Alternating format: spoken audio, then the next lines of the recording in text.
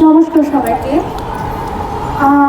আজকে আসলে দুঃখের সাথে জানাতে হচ্ছে যে আমাদের অবলা প্রাণীদের জন্য কথা বলতে হচ্ছে এভাবে, কারণ আসলে সকলের মাঝে ওই বিবেক বোধটা কাজ করে না যে অবলা প্রাণীদেরকে নিয়ে কিভাবে আচরণ করতে হবে বা তাদেরও যে কষ্ট দুঃখ আছে সেটা বারবার বলতে গেলে বারবার বলতে হয়, তবে সবার মাঝে এই বোধটুকু উঠে আসে না বলে যায়। এখানে ঘোড়ার মাংসের কথা বলা হচ্ছে বা ঘোড়ার উপর নির্যাতনের কথা বলা হচ্ছে, তবে আমি এখানে প্রত্যেকটা অবলা প্রাণীর কষ্ট, অবলা প্রাণীর দুঃখ নিয়ে আমি এখানে কথা বলতে এসেছি। ঘোড়ার মাংস বলতে গেলে এখানে যেহেতু না বলেই খাওয়ানো হচ্ছে, শুধুমাত্র ঘোড়ার উপর নয়, আমি বলবো যে এখানে কুকুর, বিড়াল, পশু পাখি যা আছে সবার সব প্রাণীর উপরেই নির্যাতন করা হচ্ছে।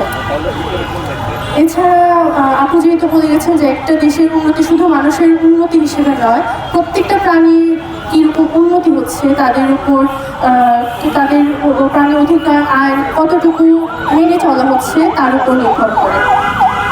আমরা দেখা যায় যে রাস্তাঘাটে হাঁটতে গেলে দেখা যায় যে কোনো কুকুর ব্যথা পেয়েছে বা মরে যাচ্ছে বা কেউ দেখার মতো না, এখানে মানুষজন হেঁটে চলে যাচ্ছে, কোনো সাহায্য করছে না। তার একমাত্র কারণ হচ্ছে মানুষের শিক্ষার অভাব আমি বলবো।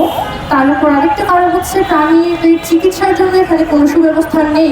দুঃখজনক বিষয়টা দেশের প্রত্যেকটা জায়গায় হচ্ছে প্রাণীদের জন্য ভালো চিকিৎসার কোনো হাসপাতাল বা কোনো ডাক্তার বা কোনো ওষুধপত্র, কোনো ইকুইপমেন্ট, কোনো কিছুর ব্যবস্থা নেই। তাছাড়া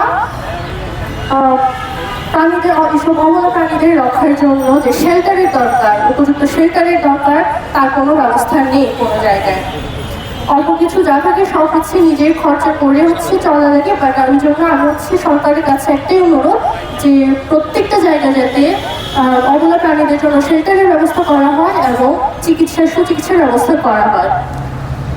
এছাড়া শুধুমাত্র এইসব দিক দিয়ে নজর দিলে হবে না, এইসব মানবতা বোধ ছোটবেলা থেকেই গড়ে তুলতে হবে। এই জন্য এদিকে খেয়াল রাখতে হবে যে প্রত্যেকটা মানুষ যাতে ছোটবেলা থেকেই একটা অ্যানিম্যাল লাভার হিসেবে তৈরি হয়ে ওঠে। এছাড়া আমি বলতে চাই, দুঃখজনক বিষয় আমরা সংসদ ভবনের সামনে গেলেও দেখতে পাই যে ঘোড়া গাড়ি চলছে, এখনো মানুষের বিনোদনের জন্য সব ঘোড়া গাড়িতে চড়ছে। দুঃখজনক বিষয় হচ্ছে সংসদ ভবনের সামনে সব করছে।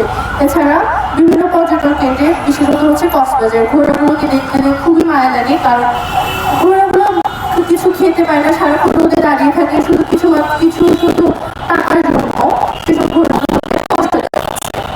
এগুলো আসলে উচিত নয়, এগুলো বন্ধ করার দাবি জানানো হচ্ছে। মূলত হচ্ছে সব অবলা প্রাণীর কষ্ট দুঃখ বিবেচনা করে তাদের সুচিকিৎসা